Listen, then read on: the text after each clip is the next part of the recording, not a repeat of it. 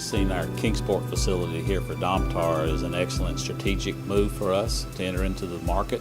We have a great asset that's going to be a low-cost producer once up and running. 600,000 tons a year of recycled, high-quality liner, medium, and packaging grades will be produced here. We'll be the largest recycler in the state of Tennessee. 700,000 tons of recycle will come through this facility on an annual basis. There are several great reasons as to why I chose a career in manufacturing.